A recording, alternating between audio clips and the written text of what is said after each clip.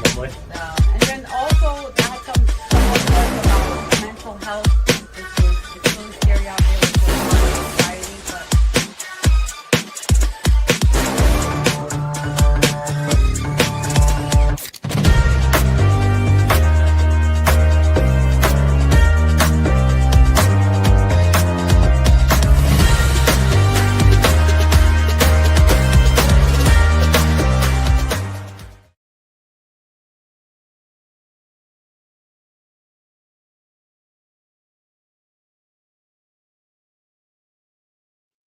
good morning, good day, everybody. It's Alita Hernandez, Rebooted Mindset. Once again, I'm here with an expert interviewer.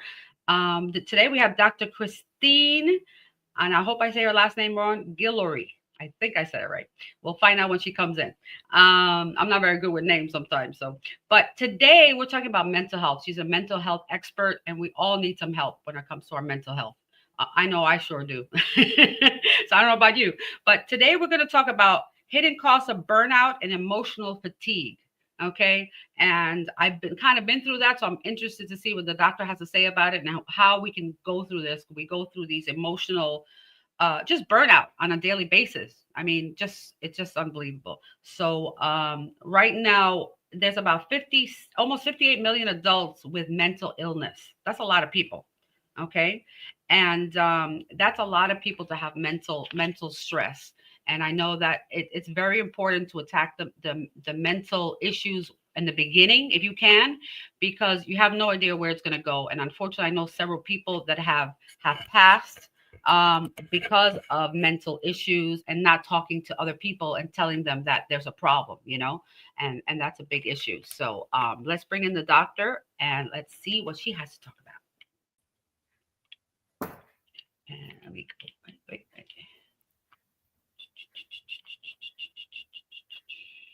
One second, guys.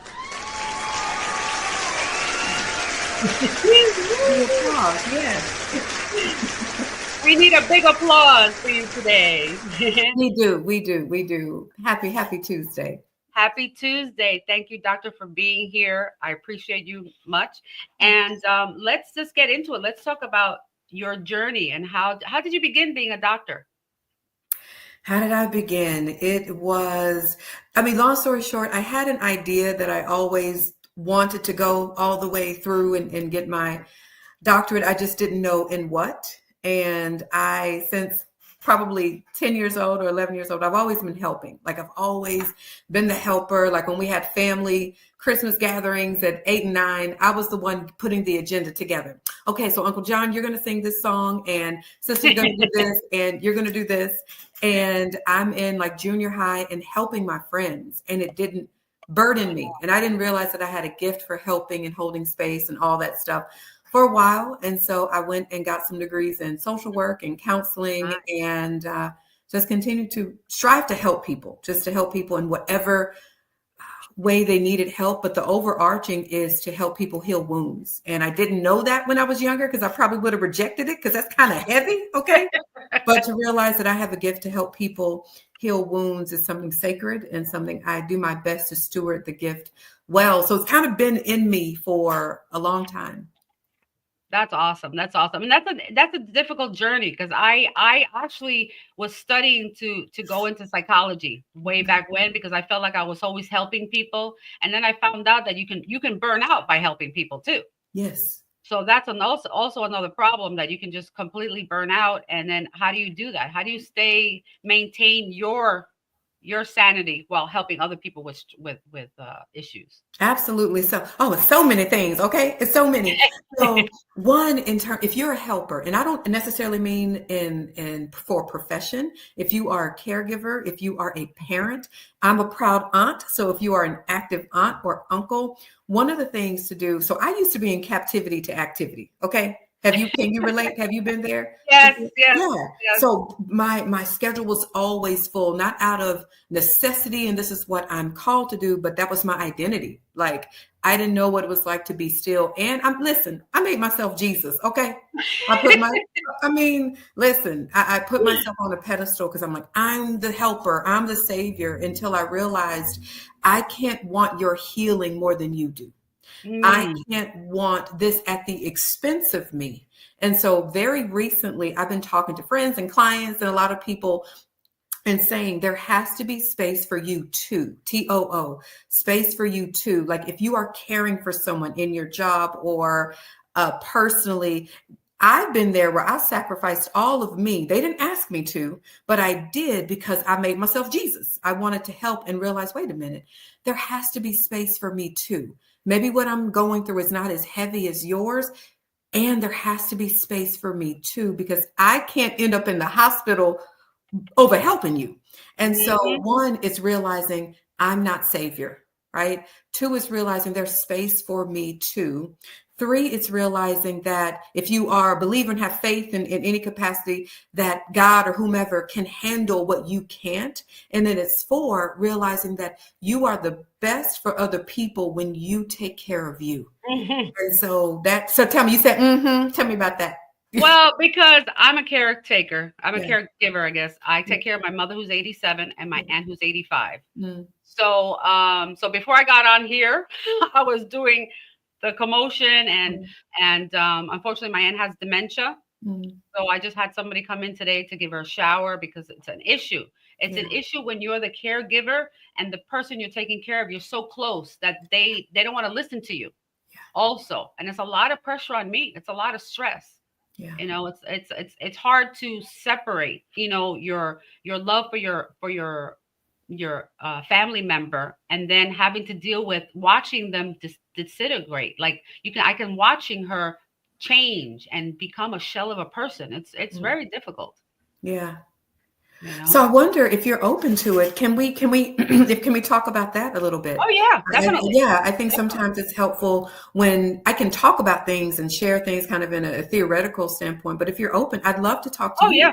I'd Yeah, love so definitely. let's talk about that. So you said, first of all, I'm so sorry about your aunt, and it's you're grieving two things. You're Yes. grieving who your aunt was because she's not meaning not to know. She's not Right. meaning No, to she's be like this, right? And then right. you're grieving some of your freedom that you at one point had, like, okay, I have to do this. So how was that impacting you? How was being a caregiver impacting you mentally and then physically? It's taking a toll on me. Yeah. I was sick for a couple of months. I Mhm. really got into we moved too, and there was a lot of changes, Yeah. and it affected me mentally. Like I just think I think I had a nervous breakdown or something. I just was in bed for like 3 months. I couldn't Mm, get out of bed. Now I'm doing much better. I've taken time for me. I work mhm. out.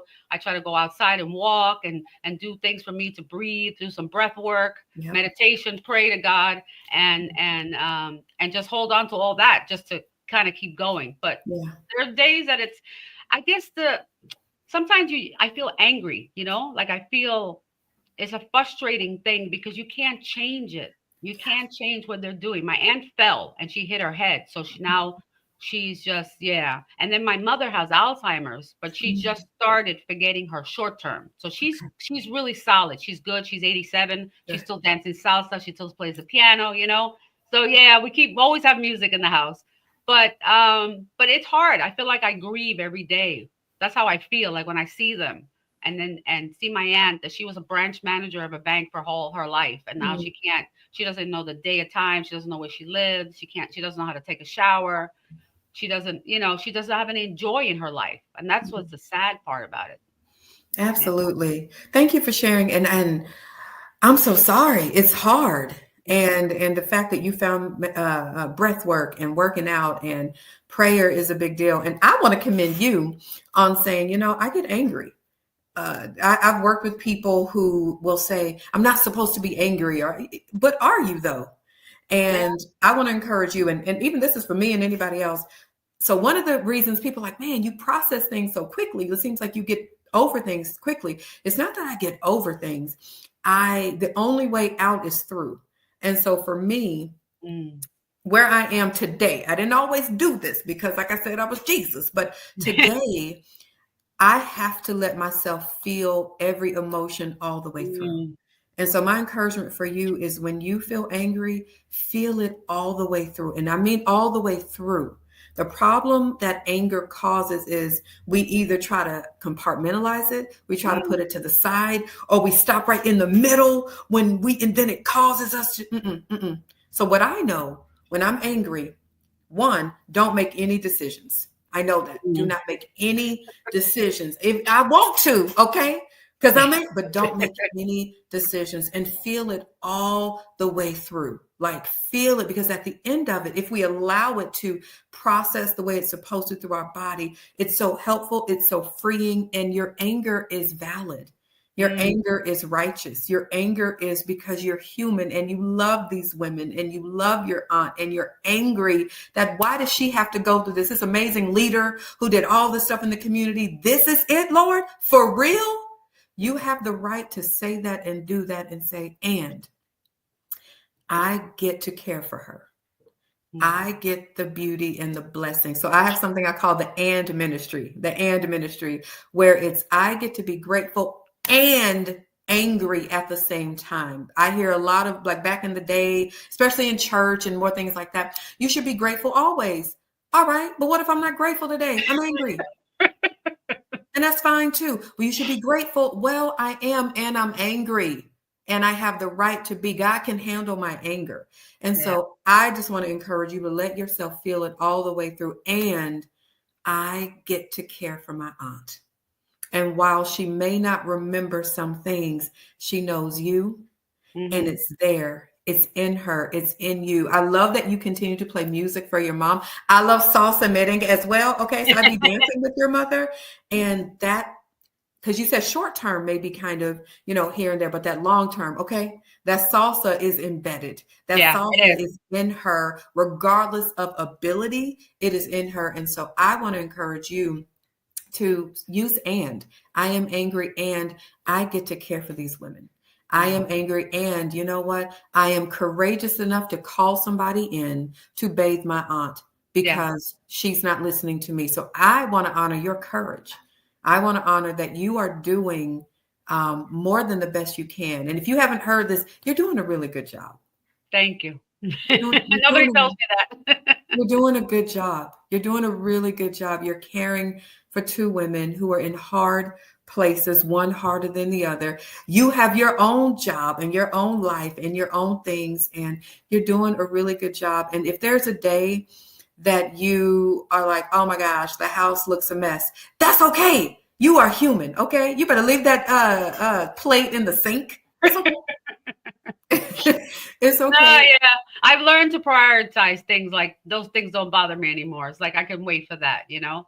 Yeah. It's more priority of them to making sure they eat and Yeah. they're clean and they're taken care of and they're safe, you know? Yeah. And it's hard because I'm the only daughter, the only niece. So I'm it. Ooh, And thank God for my husband that he's in the journey with me and he helps me so much because I couldn't do it by myself, you know. And there are times, like I said, I get angry, I go outside, I scream. I'm I have good. to get it out, you know. Good. I'll scream at God, God, what am I doing? Like, you know, I have to let it out because if I keep it inside, then it just builds up inside. And it manifests in physical illness. And that's what happened to me a couple of months ago that Mm, I let it get too far. So now I'm like, nope, not doing that again. So mm, and I have a good circle. I have a sisterhood, a group of women. So unconditional love, support. So thank God for these women because mm. when I need something, I just pick up the phone and go, I need to talk to somebody, and they're there for me, and that really helps. Shout out to your circle. Shout out to your husband with you saying he's in there with you. Yeah. Let me ask you this. Is there anything that you could ask of your husband or your girlfriends, just even if it's not anything extra deep? Is there anything you're like, you know what? I could ask my husband to help me with this, or I could ask my girlfriend. So what's something, let's start with your husband. What's something that you could ask him to do or not do or continue doing? Well, it's interesting you said that because the other day I came in and I talked to him and I told him, honey, I really need you to help me with this. When I cook dinner every day. So when I cook dinner, I need you to come and make sure the ladies get to the table because it's an ordeal to get them to the dinner table. So I said, that's what I need you to do. When I say dinner's ready, please get the ladies. And then he comes and he says, okay, ladies, time to dinner. And they all come to the table. If I say it, yeah, I'll be right there in a minute. And then half an hour goes by and then I get frustrated because then she doesn't want the food cold. So like, so it's like a catch-22. So now that's what he's doing for me. So I tell him, please. And then he does that for me. That gives me at least a little less stress so I can actually enjoy my dinner and the ladies are at the table and so on. Perfect. And so your mom and aunt are in your house. They're in the house. We live all together. You're all together. And I have JC's aunt as well, but she's better. She's in her 70s. So she helps, she sweeps every day. She maintains the house for me. And so, but there's 5 of us in the house, plus 5 little dogs. Okay. So a big family. So that's beautiful and hard. That's beautiful and hard. So that's awesome. You're inviting your husband. Okay. So husband every day, just as I hoo get him at, like tell him to come on. And thank you so much for doing that. So I commend you for doing that. What is something you can invite your girlfriends to do for you or just anything, any question you can ask? Mostly with my girlfriends is just to get me out of the house. I'll go take a break with them. I need, so I have to make sure that I take enough time outside of the house since I work in the house too. So my garage is a studio. So I'm a little separate, because it's quiet in here, but still, it's hard when you're home working all the time and caring for them. So I have to get out. So usually with my girlfriends, it's just, hey, let's go have a coffee or just get out of the house for a little while or drive to the beach, anything like that, just to get out. Okay. Perfect. That's the biggest thing. So I'm going to give you this encouragement. It sounds like you're already doing it. With your girlfriends, if it's a group text or individuals, ladies, can you all come up with some type of organic schedule where one of you or the group of you, y'all just pull me out? Can you do that for me? Because there may be some days I need it, but I don't think to ask. So can I ask you all once a week just to call me and say, hey, I'm going to be over there in an hour. And if I can't go, I'll tell you, but can y'all do that? And they would love to do it. They would love to do it. And sometimes those of us who are, me included, the strong ones and consider strong, giving that, I'll give you an example. So I have a coaching program. I coach people to be speakers and other things. And I told them there was one night I just came back from a trip and I was very tired and we normally meet for 2 hours. And I'm like, I knew I had an hour in me, but I knew I didn't have 2. So I emailed them, hey, everybody, we're going to meet from 7 to about 8:15 tonight. At 8:15, can y'all tell me it's time to hop off? All right. So we hopped on the call and it's about 15 people in there. And I said, hey, everybody, we're going to get it in. I'm tired. Thank you for your grace. And at about 8:15, we need to hop off. Y'all give me a countdown. Why did everybody in the group start saying 30 minutes left, 20 minutes left, 50? What the? And then it was time. So I said, y'all, 5 more minutes. One of my guys in the group, he said, nope. Excuse y'all. And what I learned in that moment was people care about us so much. And especially those of us who are leaders and the strong ones and the caretakers, sometimes they need permission to check on us. Sometimes they need permission to do that. And so every time I say, hey, y'all, I got to shut off at 8:30, I have 12 timekeepers. Okay. Wow. I don't need a 45-minute notice, but it's almost like because you do everything so well when you give us the invitation to help. I'll give you one more story. So I am a highly sensitive person. I'm an empath. So I feel people deeply. And so much so I absorb energy. I absorb people and it can be very heavy. It can be very hard on me. And I have this special gift and anointing that people say, don't look me in your eyes because I'm going to read your soul. Okay. And I'll go to things and I started sharing with my family, my mom and my sister. Hey, if y'all ever see me just kind of leave, it's not that I don't want to be there. I'm overwhelmed or I'm overstimulated and I'm over this. And so my birthday was last week and my mom, thank you, went to Mexico and anyway, around area, Cancun, had a great time at a resort. It was beautiful. But my mom said, hey, do you want to go to a movie? Do you want to hang out? Do you want it to just be me or you, or are you open to me inviting the family? And I just said, Mom, thank you for asking that. I appreciated it because in truth, I just wanted it to be me and my mom. I love my family, but in that moment, because of capacity, I didn't want a lot of people. And that's just a small example of, they wouldn't have known that if I didn't tell them. Or they might have thought she just leaves people. No. And so give your girlfriends that permission. Ladies, I need y'all to come up with a get me out of the house plan every week. No more than, could be 2 hours, but would y'all, they're gonna love doing that. They're gonna love. Yeah, they They're gonna will. love doing it. They Yeah, will. Yeah. I even sometimes I encourage my husband to leave too, because like now he went for a ride, because I need a break from him too. Like, you know what I mean? Like you need a break when you're with somebody 24/7 and you're living with them, absolutely. you just need a break. And I tell him, I said, you overwhelm me. I said, because I'm working, I'm writing, Yeah. and then he comes and starts talking to me. I can't be creative. And while you're talking to me, so it's a balance. It's a It is, journey. and I commend you on saying that to your husband. And here's the other thing, your husband probably needs a break too from everything, right? He's Yeah. watching you struggle. Your Exactly. husband knows you. He's probably not going to say everything that's on his heart because he doesn't want to ruffle feathers, but your husband is worried about you. He's very worried about you. And he just doesn't know at times what to do because he doesn't Right. want to add more to it, right? Your husband's very worried about you. Like, let me just say that. He's very worried about you. And he is worried about the women in his house as well. And for you to even tell your husband, listen, I know sometimes I tell you I need a break from you. It's not even just about you. It's not you. It's I'm overstimulated. And husband, I know you're worried about me. I know you are. Thank you. And if you choose, I'm gonna give you a little homework. My clients would say, of course you would give homework. So if you're open to it today or tomorrow, when your husband today, when your husband comes back and you have time, like you have a big break between work, just go up to him and hug him for a long time. Okay. And he may say, what's wrong? You could say, nothing. I just want to hug you. He may, what's wrong? Is everything okay? Yeah. And just hug him for a long, right? Are you all right? I am. Just hug him. And at the end of the hug, have a seat with him. Go sit down with him. Hold his hand and just thank him. Thank you. What for what? What did I do? Just thank you. Thank you. You said, do you know my husband? I know. Do you know him? Do you know him? Just thank him. Hold his hand and thank him. He's a You're very gonna say, passionate Latin man. So see? What do you mean? What? Right? Thank you. everything, And yeah. thank him for things in particular. Thank you for asking. Thank you for being there for me. Thank you for loving me. Thank you for holding, like thank him specifically for specific things. And then I know you're worried about me. I know you are. And he's going to just look at you. He's not going to confirm it. He's going to, what do you mean? Huh? Right? I know you're worried about me and thank you. I want you okay too. So this has to be hard on you. Well, no, I'm here helping you because I know, but there's space for you too.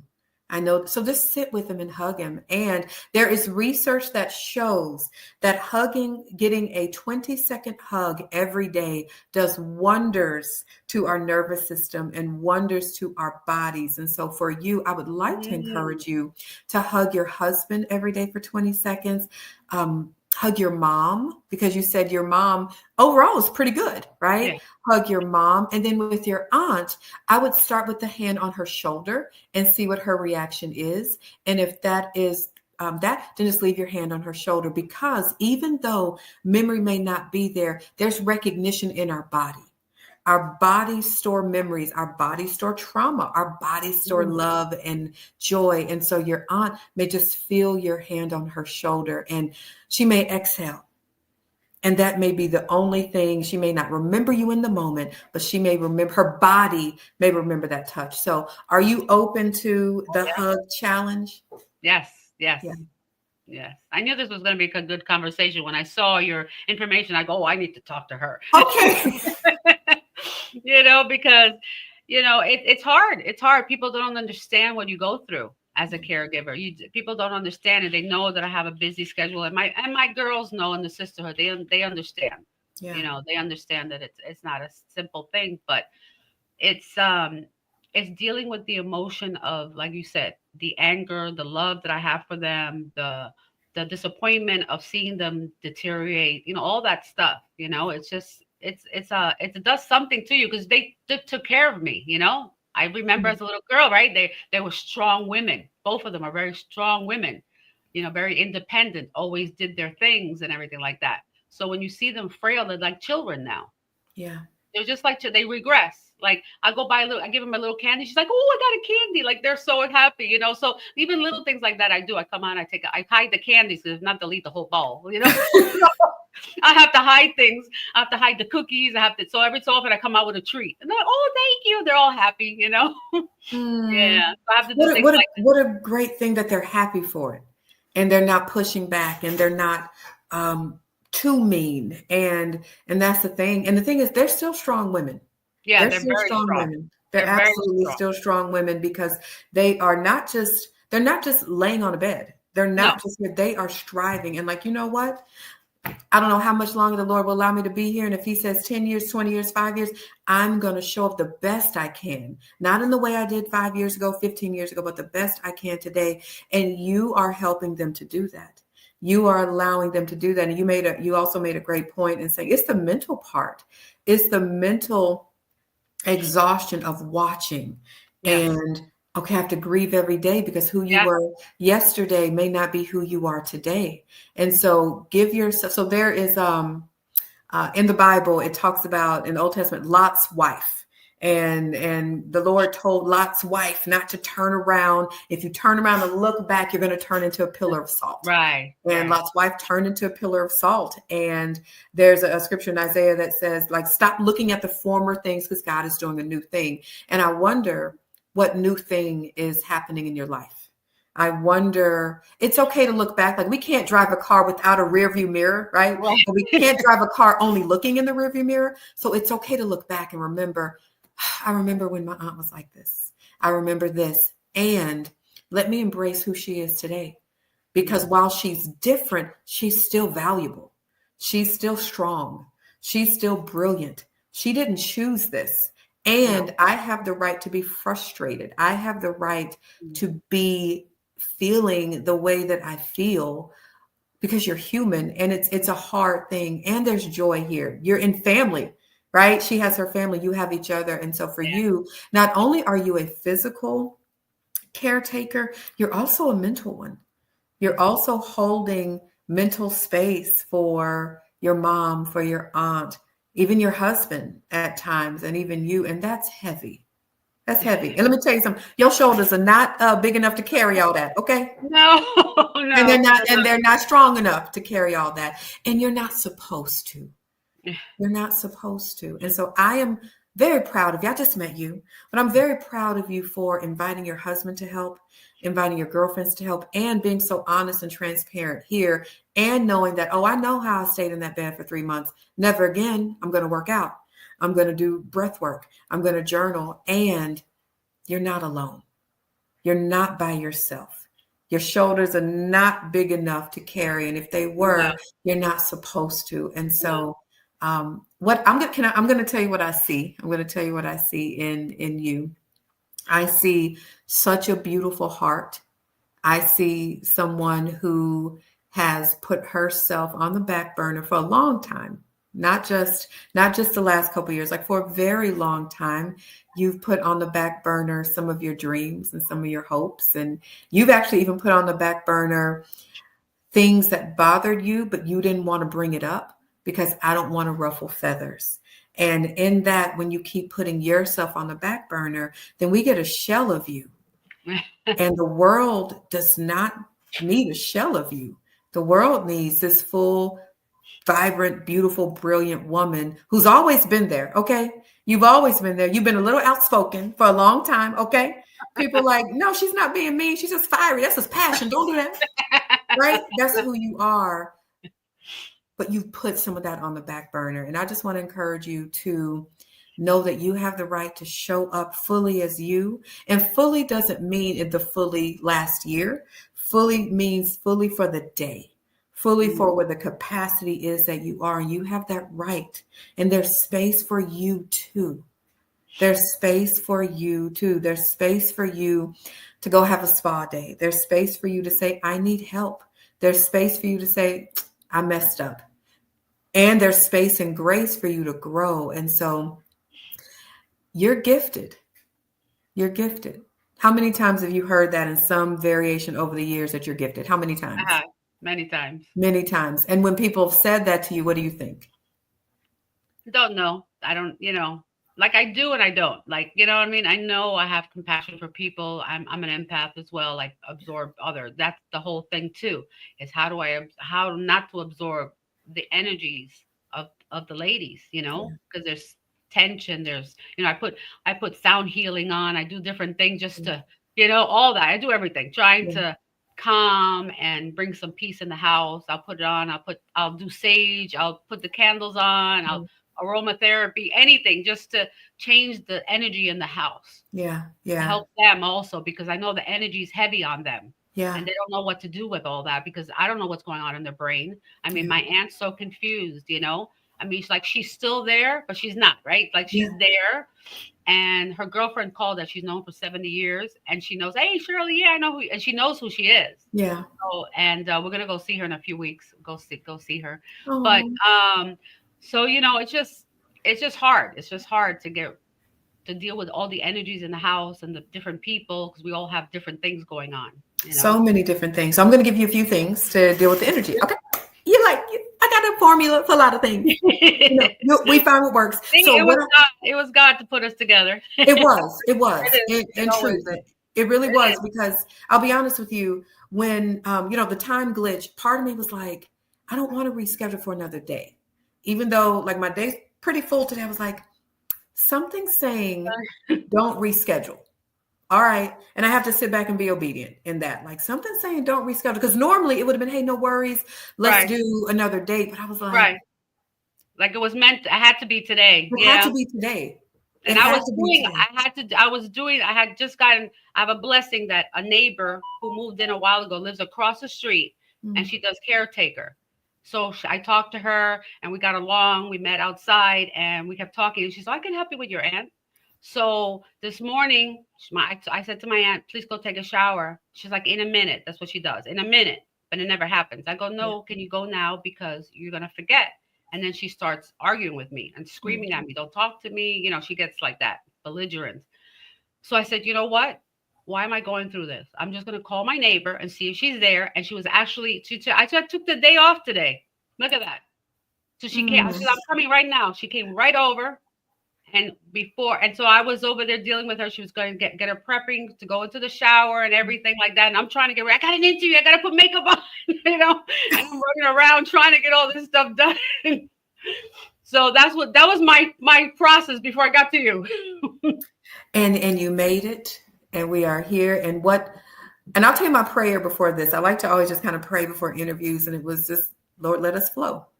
Whatever that means. Because we could talk about the typical okay, yes, I can tell you Right. this, but I was like, no, I think we're gonna have a conversation because this is for you. This call is for you. Yes, other people will see it, and that's Exactly. beautiful, but this is for you. This conversation. And I love to see that, like how intentional the Lord is, where he'll use a strange strategy of an interview for you, because we would have never met otherwise, No, right? we wouldn't. We We would wouldn't. have And never. even though I read everything I saw about the mental health, I said, "Oh, I really want to talk to her because it's on my heart." I always want to help other people, right? That Yeah. struggle with mental health. We had somebody we knew that died because of drugs and things like Mm, that. So it really touches me, like it really bothers me that people have to struggle, yeah. right? That we have to struggle on our daily basis and we get so lost. We get lost in our own brain and then we don't Yes. know what to do. And then we try to do drugs. And I've been through that in the past. So I Yeah. had struggles with drugs and I understand more of it now. Why?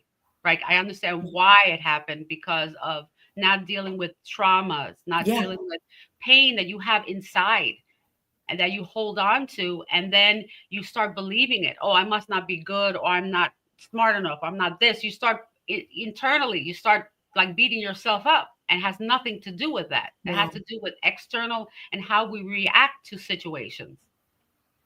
So Absolutely. And it's any type of substance. And shout out to you for that not being a part of your thank you. journey today, and doing the hard work to heal through and work through that. Anytime someone, whether it's a substance, whether it is overworking, whether it is sex, whether it's something else, it's to numb pain. It Yeah. is. It is to numb pain. And our family lost, my sister lost her son 12 years ago. One of my nephews. It was devastating. And my sister said, you know, I understand why people turn to addiction. I understand because the pain is so horrible. And you alluded to something. At times of pain, it's about things that we're not even consciously aware of, things from childhood, things from things that we didn't even recognize as trauma. So a friend of mine recently told me, he said, I feel like I've been living a one-dimensional life. I feel like I've just been one-dimensional, working and just caring about myself only, not realizing that I haven't lived. And the reason he hasn't, quote unquote, lived is he created an armor and protection when he was Mm, younger because he witnessed violence, because he was in hard things as a child. And I talked, because he was like, isn't it a shame that I'm 43 and I'm just now recognizing this? I said, or is it a gift? Is it a mm. gift that you can say you're 43 and you're coming to the awareness that you have been living a one-dimensional life? I said, because there are people who would give anything to have this revelation at 43. There are people who never have it or people who have it later. And I said, what you did is you did the best you could as that 10-year-old boy who was in violence. You did the best you could. And the thing with that is you just didn't come out of it because you were in protective mode. And a lot of people are in that, not knowing, oh my gosh, I have a lot of unresolved things from childhood or when Yeah. in my 20s, and we're human. And the great thing about that is healing is always available. Yes. Healing is available. And our society, like whatever you want to call it, tells us that we have to keep going. Don't stop. If you stop, you're weak. You're not weak. You're courageous. Like you're Mhm. being so courageous right now in sharing and recognizing. When you say it out loud, it loses the weight of it, right? When you say, I'm struggling, ooh. But if you don't open your mouth, I like to tell people, open your mouth. When you Yeah. don't open your mouth, it's just as heavy and heavy and heavy. And so with that, I want to give you a couple things. Final thing I'll share, unless you have another question for me, is things around nervous system and to make things lighter.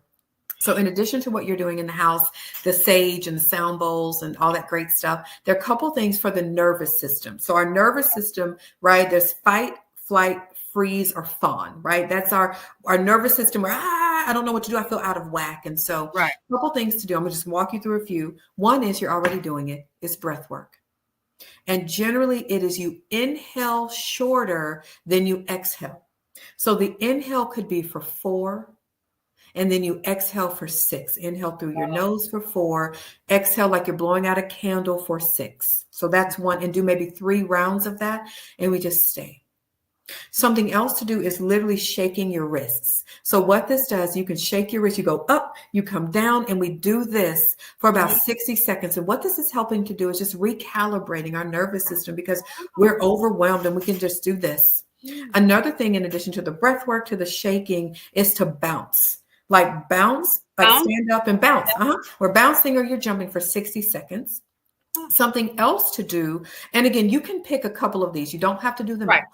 Something else you can do is to do the right, the Oh, okay. vibrations in your body. Right. Do that. Another thing you can do is gargle. So when you gargle, that's activating something in our nervous system. Oh, And something else beneficial is at the end of your shower, spend the last 60 seconds of that shower in a cold shower. That mm. helps our body. So these are some of the things you could try. So based on this, I know you already do breath work. What's one that you think you may add to your toolbox?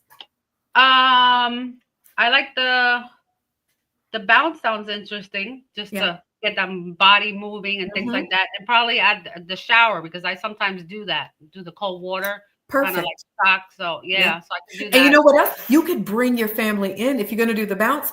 Put on some salsa, put on some And let's merengue, talk put on about yeah. something. Absolutely. Because here's a fun fact. Not all, in 95% of my keynotes and trainings, guess what we're doing? Merengue. Okay. I Ah, have the audience up and I'm teaching it. And it's not just for the sake of dance. I love to dance. It's fun, but we're moving our body. And that's right. allowing us to be more engaged and open for the experience that I'm curating. And so I'll say, how many of you have ever done merengue? No. How many of you have never heard of it? Yeah. And now all of you have done it. Congratulations. And so it just helps to move our body, because Yeah. we don't do that enough. And That's so, why we love music so much. And my husband's a salsa singer, so what? he's a singer. We have an orchestra. Yeah. I have a magazine, as you see behind me, and the podcast. So we do a lot of different things. And if you want to come on our cruise, we have a cruise in October going to from Port Canaveral to the Bahamas, doing salsa all weekend. Okay, let me tell you something. Let me tell you something, my new friend. Okay, I need you to send me that information. There's a salsa event that happened in February in Chicago. It's like a Afro Latino salsa, like all Right, whatever. right. And I said, I hate cold weather. I don't like it. But guess who's going to be back next year because I love it. Ah, My friend said, "You're going to go to every session, are you?" I sure am. Yes. So please send me the information I about your will. cruise. I love cruises. I've gone on about 8 in the last 2 years, and I was actually looking for like a salsa cruise. Oh, yeah. I love it. I'd love you if I have to sing you my playlist, and people are like, "How Oh, do I you know know. this music?" Don't do Let that. me just show you the flyer. Let me just show you the flyer. Here's the Let me see. here's the flyer.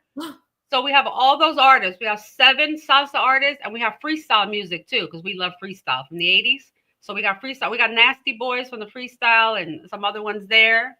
And then we just added, I don't have the flyer yet. We just added randomly, we added this group called the Rolling Courts. They're from South Korea. 5 women who Uh-huh. play K-rock. They play rock and roll like Motley Crue, all that. They're Yeah, amazing. They're amazing. So we put a little flair of put a different little music. flair in it. Yes, we have Please send me. we have Spanish music, we have freestyle English, and we have salsa music English. Some of them are singing salsa with English words too, so people can understand it. I've Yeah, never heard. yeah. Send it. I listen. Send that to me, and I'll send you if you want. Listen, we're trading trips. I'm Yep. hosting a retreat to Santorini, Greece in November, Oh and my so God! you are welcome to come. It's called the Sabbatical Experience. Just Wow. I went on a 5-month sabbatical last year where I traveled to 20 countries, Oh, and amazing. I know everybody can't do 5 months. They don't want to do 5 months, but I know people, period. But the majority of my clients are women of color. I know that we don't rest and we don't sabbatical. And so I thought, let's go to Santorini. And what's interesting on my sabbatical, every time somebody learned what I was doing, the first question was, what do you do? That was the first question. And then anybody over 65 that I met, every person said to me, I'm so proud of you. I wish I would have done it. I wish I would have started resting when I was younger instead of waiting until I retired.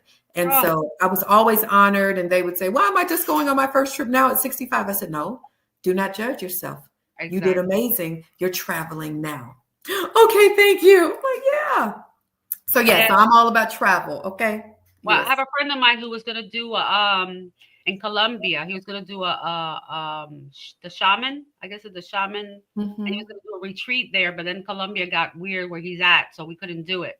So I've been waiting for that to go like a week sabbatical. I just want to go on a retreat somewhere in a mountain and like no phone, no TV, and just meditate and just be there. You know.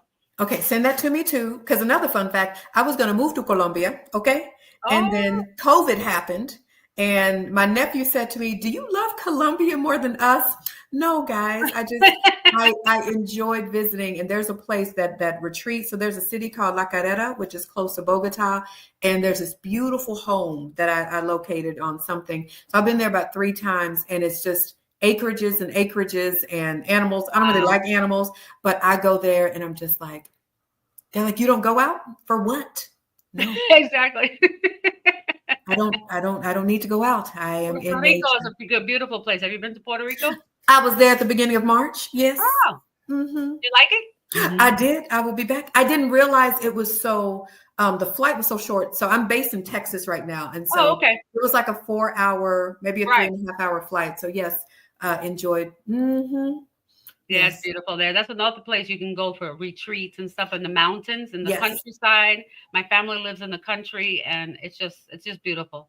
It's just beautiful. It's just a different energy. I love the Exactly. beach.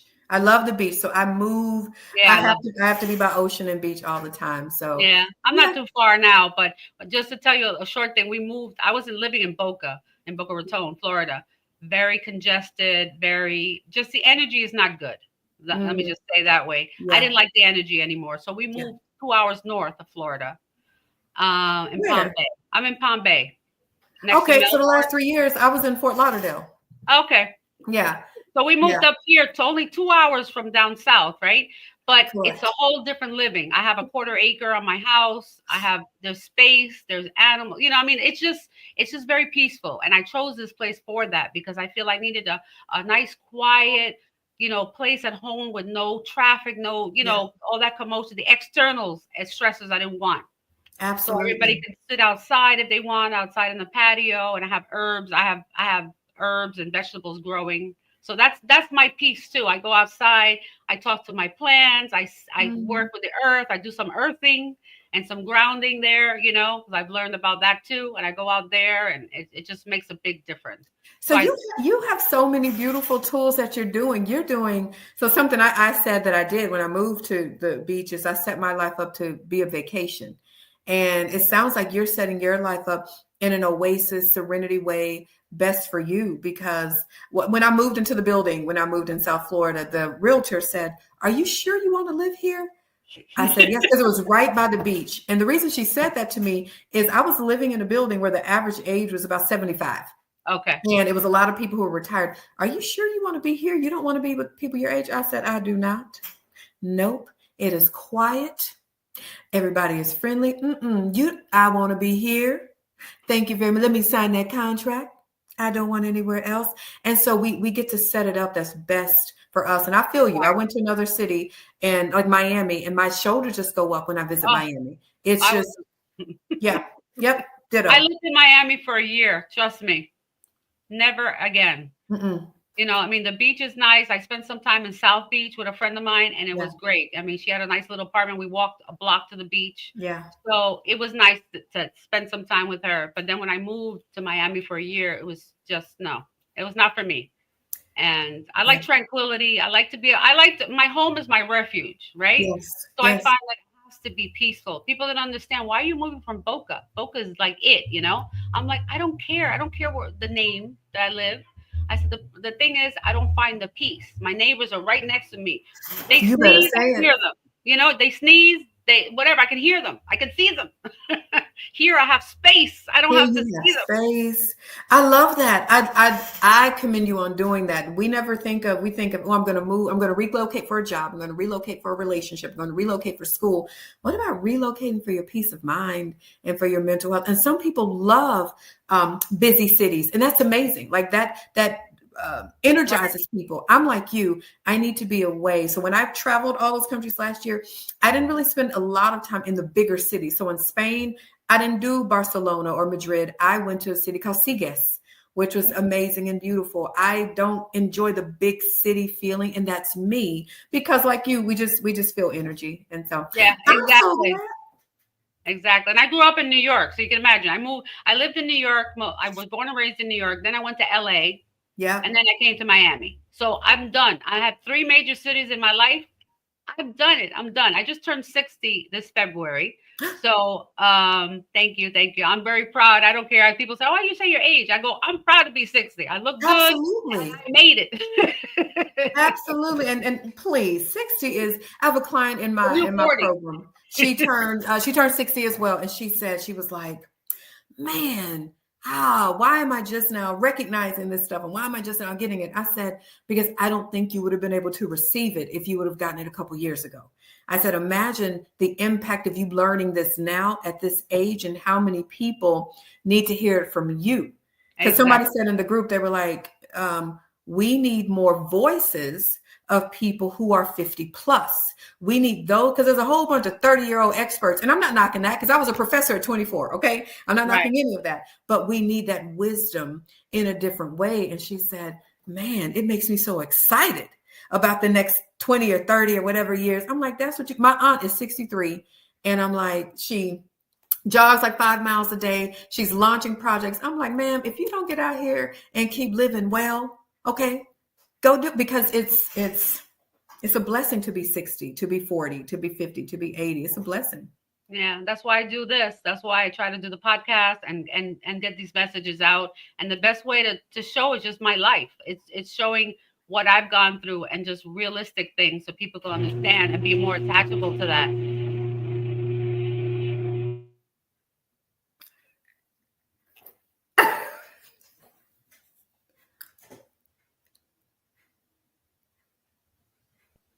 sorry, I had a little interruption. So, Listen, that is real life. I lead events, and my nephews, if they're visiting. Last night, I was on a call with someone. My nephew wow. was crawling on the floor, and she said, "I think your nephew's there." I said, "Come on up, come say hello. Yeah, Come on up. We the see you. hubby came in. So, Tell him, hey, sir, greetings. She has homework for you."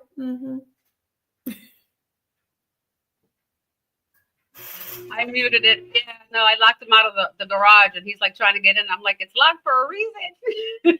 He's like, "Oops, I'm sorry. That's okay. That's why we can have mute." But in life, It's real life. It's real life. it's real life. Exactly. It's real life. It's real life.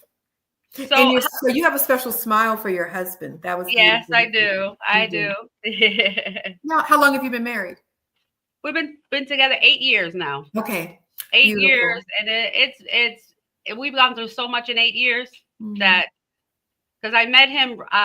Well, we knew each other before. You know, we were kind of like we would see each other every so often. You know, Yeah, run into each other. Hey, how you doing? Kind of thing. yeah. And then actually, after I had a stroke 8 years ago. Mm, So that's when really my life really changed a lot. mm, So I decided to take the highway of living and not because I had to make a decision. I felt like when I had the stroke, it was like either I'm going to live or I'm going to die mm, because I had lost 50% of my left side. mm, So I have regained it. Thank God that I've mm. regained it, everything. And, but it's been a journey. It's been a journey over these 8 years. And he Yeah. had to go through that journey with me. He had to go, we got together 2 weeks after I had the stroke.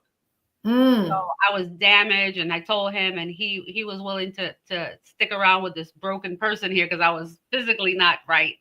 And he held me through those period most difficult time in my life. You know, I couldn't get dressed, I couldn't walk. It was a lot of things I had to learn again, and it taught me a lot of strength, and it taught me that your body heals.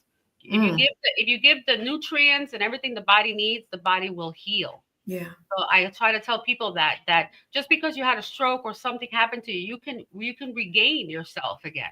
You know, you can regain walking, exercising. I can walk 3 miles.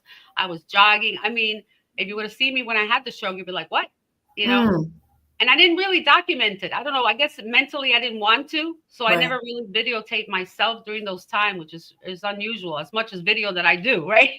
I didn't do it Mm, during that time. But because I was in a lot of pain for a while, but thank God for my acupuncturist. mm. I did Chinese herbs and acupuncture for 3 years after I had the stroke, Wow. and that's what healed me. No medicine, just natural herbs and acupuncture, and they did a miracle for me.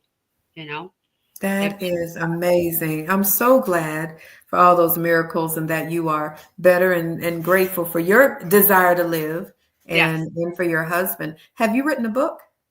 No, I haven't written a book. I know. I've heard. Yeah, I need to start. I've been writing little things here and there. I just got to put it together. And And do you speak? Do you speak often and do keynotes and stuff? no, I really want to do that. I haven't broke into that yet. Well, let me help you. That's the main thing I do. We didn't talk about that. The main so in truth, I won't tell you a lot. The main thing I do is I'm a speaker coach. The main thing I do is I position people to walk in the fullness and freedom of who they are on stage and in life and get their coins while they do it. And I actually have a Dr. Kristen Guillory's signature speaker coaching certification program where I'm one of the first women and women of color to have a license certification. So I'm coaching people to become speaker coaches because a lot of the speaking frameworks out there were not created with me and you in mind. Okay. They were Mhm. not created with, it dismisses our flavor. They dismiss our essence. And so you will see me on stage, as I said, dancing and then having people cry. And so all that being said, if there's ever anything I can do to support you, because I That's don't say awesome. this to every person I meet. So let me just be very honest with you. I don't say this to every person I meet. I don't ever bring things up for the sake of like promotion. I hope you can tell that about me. That's not why Yes, I'm bringing this up. But I'm like, if she's not speaking, she needs to be. And if she's open, I'd love to I would love chat to with do you that. another time and Yeah, see. Yeah, definitely, definitely. yeah, Let's talk offline. Yeah, yeah. I've been interested in that for a long time because and I've been trying to figure out how do I get my story out there? How do I present it? That's the whole thing. How do you present it? I got it. I'll tell you Because that. Hmm. I have a lot to talk about between just physical, the stroke, and also you know I went through addiction to cocaine also. So I've mastered that, got out of that Yeah. through the grace of God, because I say without God I wouldn't be here. Yeah. Okay. The darkest, the worst time of my life, I just screamed out to God. I said, I'm Mm. done. I can't do this. I'm messing up my own life. So I need help. Mm. And from there the help started coming. Once Come you on. ask for it, it comes. Come on. You sound like me. On your and we'll talk offline, but on your cruise, are you speaking? Are you speaking at any point on your cruise? I didn't even think about doing that. So the answer But is I yes, you should. are. Mhm. Yeah, that's a good idea. That's a good Yeah. idea.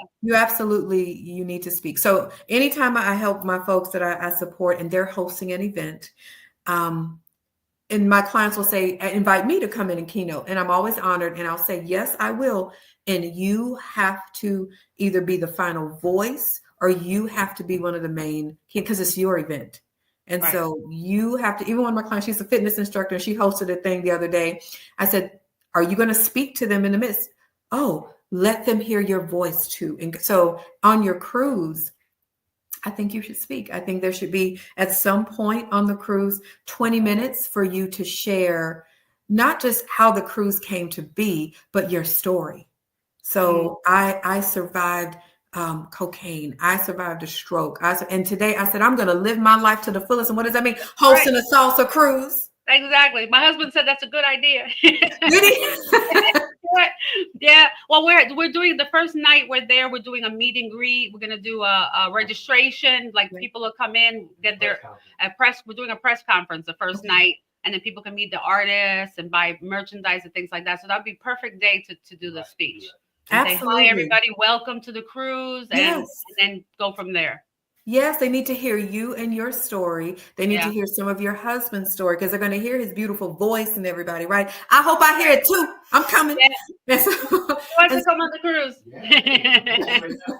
but that's what people want to get to know you. So yes, they're going to enjoy everything. And when they know who's behind it, when they know that salsa event I went to in Chicago that I mentioned, it was 4 days of lessons and beautiful things. Wow. When they brought up the founders, who are probably 82 and 85, when they brought them on stage, they weren't on stage long by any means, but it meant something to see these individuals who've been salsa dancing for 50 plus years and the love of the music and the movement after all these years. They didn't say that much, but I felt a shift in the audience when they got to see them, because some people Yeah. didn't know that they were the founders. And Wow. I got to sit at the table with them and I'm like, I'm at the table with legends. Okay.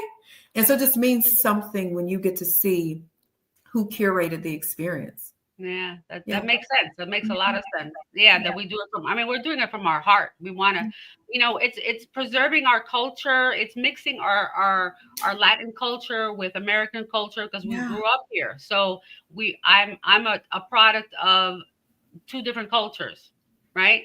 So and the music and everything it's a lifestyle, Yeah. right? So we're building a community of people who like the same thing, who enjoy the music, that it's a passion, that fills their heart, and they dance with such joy, and it helps them. It helps them feel young. You see people like I told you, my mother, 87, dancing salsa. We took her to see JC perform a couple of months ago Mm. locally, and she was dancing all night, and everybody was taking her out to dance, and she's really graceful and beautiful and everything like that. So it brings so much joy. So if I can just continue bringing joy to people, right? That's the whole thing. That's the whole thing. And that's somebody who who loves it. Like I love it. I was somewhere in Florida with a friend of mine and salsa music started playing and I just started dancing. I don't think I realized how much I was. And he started recording. I'm like, why are you recording? He's like, you just get in your element.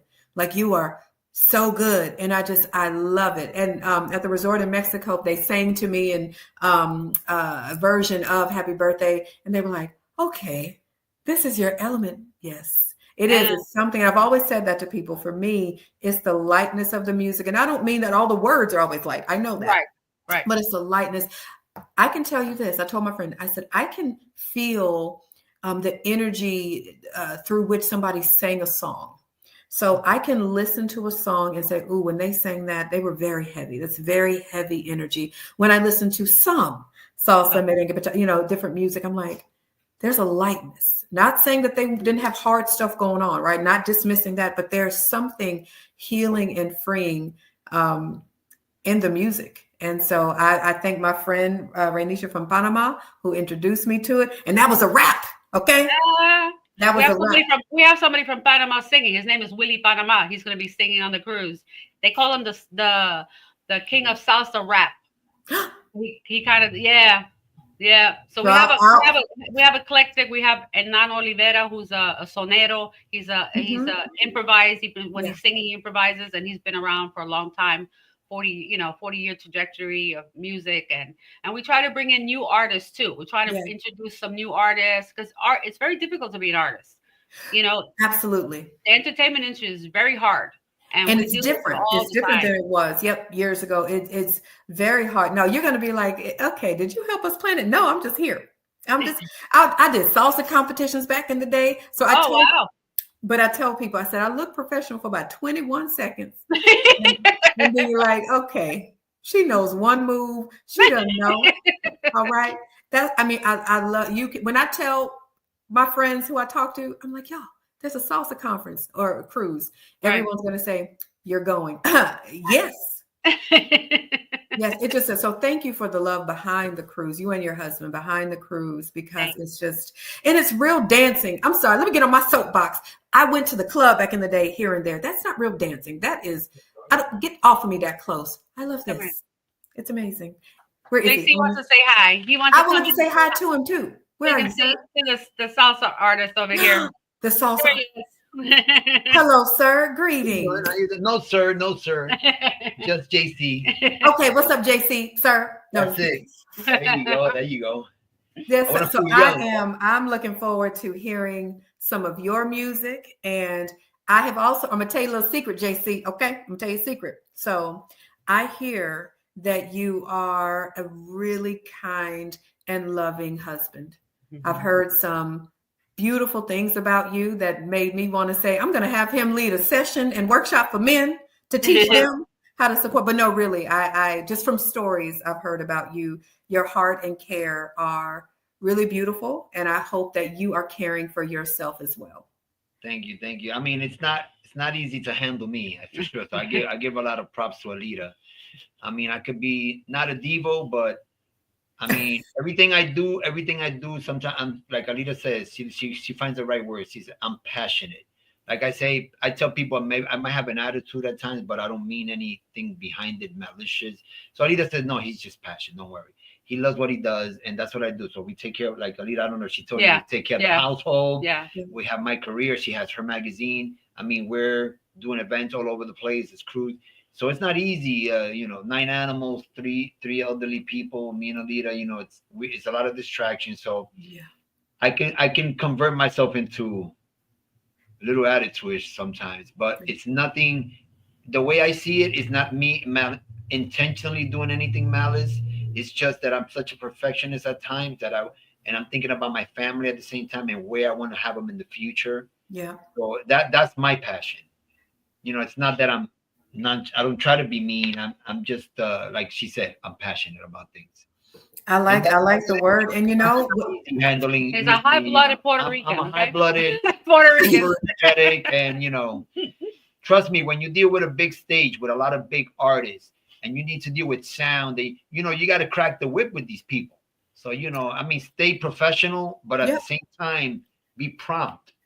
Like Alita said.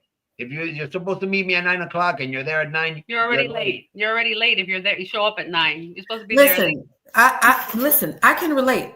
So I'm nice and all this stuff, but when it comes to events, so I host a lot of events as well. And when it comes to events, there's an order and there's structure because I believe in excellence and I believe in flow and I believe in that. And so when I work with committees, and back in the day, I used to do really big youth expos and parent expos, and there would be people at the table, and I would say, let me say something right now. If any of you are at this table and it's not about these youth, you need to leave, because this is not about you. This is about them and their parents. And so if any of you want this to put you on, this is not the stage for you.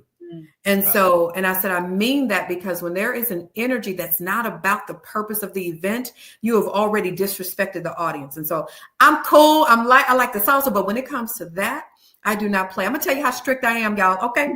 I was doing one of my boys events. So it was a boys expo, maybe 200 boys and 50 men and other things, maybe more than that. And I invited a fraternity in, an African-American fraternity in, to do a stroll, a line dance. And so they came out and they started doing the song, Nuck If You Buck, Nuck If You Buck.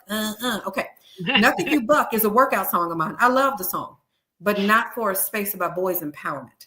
Not in the space we're talking about fighting each other. So I looked at the DJ and I said, cut it. He said, right now, cut it. And so they kept dancing without the music. And one of my team members was like, Dr. G, I said, what's up? We're not playing that music here. The alphas came up to me and I said, gentlemen, thank you for being here, but that song was inappropriate. Oh my gosh, we're so sorry, we understand. So I'm just telling y'all, I can relate, because when it comes to the essence of the space, I host events for men, an event called Candid Conversations for Men, which is a safe space for men to be seen, heard, affirmed, and celebrated. We went on tour in 2023 to about 7 cities. And one of my rules is any woman who comes to volunteer, I say this to them, y'all, I'll say, ladies, I do need some support in this, but if any part of you is thirsty, and you want to meet a man, this is not the event. Because the space has to be clear. These men have to feel safe because they already know that a woman is leading it, and we're going to talk about stuff, and there's some uncomfortable feelings, like we're about to talk about feelings. So I said, ladies, if any of you a little thirsty, you cannot volunteer because I'll kick you out. All right. Thank you. That's right. Oh, it's true. It's true. Because you don't want anybody. Now they're all flirty with the men. And then they're all confused. They're here for something else. And then, and it dilutes the experience. So I've had men say, man, the women you have serving, they're amazing. Like they feel like sisters. I say, yeah, fellas, because this is for you. Right. So anyway, so all that being said, it's passion. And then we have a standard because we know the experience that the audience deserves. Exactly. And we got to show up in that. And if you can't, then you don't need to be attached to me, because I only believe in excellence. Right. So you want the audience to tell the producer at the end of everything, wow. That's what I want to hear. And that's I don't want to hear that it was this. No, that's why I'm like this. Absolutely. And let me tell you, my story is really quick, easy. I grew up with 4 sisters, my mother, mostly women around. Okay. And then growing up, the little girlfriends here and there, they never had boyfriends. So I was always in a crowd with women, no matter if it was my family. Then now with Alita, look, I got four women with me. 4 women. Okay. And then I got my 3 sisters. Everything that I've done, whether it's a girlfriend or what, I'm always surrounded with, never men around. And like everybody's like, all the guys were like, all my friends were like, why are you always around women? I said, dude, it's not that I just live for it. Yeah. It just happens that I fall in that situation all the time. Maybe God has a purpose for that. We don't know what it is. And look where I ended up again. I ended up with 4 women again. Come on. Well, at 50, really, because I've never been around. Yeah. But it's always something with women. So something that I can relate with. I'm not one, but I grew with them. So. But that's a gift. And that's probably the reason you're able to be not sensitive in a bad, but like you can feel things and discern things and help in a way. You remind me of my friend, Mateo. I'm actually at his place. He just left. And he grew up with 5 sisters and his mom, and his care for things is just beautiful. And I'm like, friend, how do you know how to do this? He's like, I grew up with women and I paid attention. And even his sister's husbands are like, why do you spend so much time with your brother? Because his brother sees them. Their brother sees them. And so that's a gift. Those of you who got the privilege to grow up around women and sisters, and you took advantage of the learning, you are men that are set apart. I mean that. You are set apart because there's a sensitivity and awareness and discernment that you have that other men don't. And I know, JC, you have seen men do things and you're like, idiot, what are you doing? I'd be like, I could be, my insensitivity sometimes could be my passion. Remember that. Absolutely. Because I bet you if I would have grew up with 3 brothers, I would have been a total different man. Yeah. 100%. Yes, you would have. Yeah. You know what I mean? I would have been a total different man. He when I met JC, we had met, like I told you, a few times before at a friend's house. And I didn't know this, but before me, he was with somebody who died of breast cancer. So JC stayed with her till she passed, So for 2 years, it was 2 years when we got together, right? It was 2 years that she had passed. I didn't know. So I didn't know why. Yeah. So when we finally got together, he says, "Well, it must be God's journey, my journey with God to take care of another person." Because I was sick when I told him. When I met him, I said, "Look, I'm a little damaged. That's why I call this rebooted." I said, "I got rebooted. My brain got rebooted." That's what I told people because I'm a techie. Like, I got rebooted, so I got my RAM got cleared. I got to start over again. So he helped me through that journey. I mean, it was. I mean, we made it through. You see us now like nothing happened, right, honey? But it was a struggle, right? The first 2 years. Well, yeah. How do you feel about that when I was sick? Well, I already had the experience. So I say what you had, and you already, you had a stroke. It was not like it was something terminal. See, with Mickey, it was something terminal. So I was already getting prepared. Honestly, I was getting prepared for when the day came. And I saw all the progress, and what was not progress. So it was like, it wasn't something that it was just taken away from me. It was something that I knew that it was down the road and it was going to happen. So I was preparing myself already. So that when it happened, everybody was like, "Oh, you're not crying?" I'm like, I already made my peace with her. So, it doesn't matter what anybody thinks. You could grieve her the way you want. I'm grieving. I'm good already. I said I grieved with her for the 3.5 years. For the 3.5 years you grieved. So just meeting y'all, I see why God brought y'all together. I see, and I don't mean JC, for you to just be caregiver, but Lita, we talked in your beautiful heart and spirit, and we talked about that on you and JC. There's a special calling on your life. There's a special calling because, in my opinion, God would only select very special men to walk alongside women who are very sick, and I'm so sorry about your first partner who passed away, and God only for real, because others would run away, others would say no, others would leave in fear. And I would use the word cowardness. I'm gonna say that others would be cowards and go away instead of being courageous, and with your fear and all of that, to step in that. And so God has a calling on your life, and that, but I just want to affirm it in you that He has a calling on your life, and you're going to be set apart and not make sense to a lot of people. You're not supposed to make sense to everybody. You're supposed to move in your calling and move in your gift and move in this beauty that you've been blessed with for a long time. So I see why God has y'all together, and you two together. So I'm gonna tell you this, y'all are a reflection of what I believe for marriage. Okay, I'm single. I believe single is such a blessing. Single is such a blessing. I don't have a desire for marriage, but I'm gonna tell y'all, for me, I am open to marriage if me and this man together do more for the kingdom than apart. Y'all are an example of that, in my opinion. I believe that you two together are doing more for community and others than you would apart, because y'all together are like fireworks, okay? Your beautiful hearts. So I need to speak that to you, so y'all know that y'all are set apart individually as beautiful individuals, but as a couple, y'all are dynamite. And steward y'all's gift and covenant well, protect it well, pray for a stratosphere around you, a force field around you to protect your marriage and your covenant, because y'all are special and you're different from most other couples y'all are connected with, not in a good or bad way. Y'all are different, and there are things that these other couples do and go through. You're like, what are they doing? And then there are things that other couples doing, and they look at y'all like, what are y'all doing? Because this is mission, this is purpose, this is covenant. And so, I'm sorry to interrupt you, but before I forget, that's a very good point, because most people take 3, 4, 5 years living separately just to get to know each other. Yeah. Me and Alita was like that last time. We were just. We've been together since the day we met. From the last time. That last time we've been together since, without knowing what she had, without her knowing what I do. Nothing. Yeah. It was just the chemistry when we were together. It was meant to be. It was. That's what it is. No matter what she had or didn't have. That's true. And we started talking, and then when she told me what town she was in Puerto Rico. Same town. I found out that the same time in Puerto Rico, my cousins and his cousin went to school together. See? Our families know each other already, and we didn't know that. Okay? So when we went to Puerto Rico, I got goosebumps. I went to Puerto Rico, I'm like, your family knows my family? How is that possible? It's a little town in Puerto Rico, like random, So only God can do that.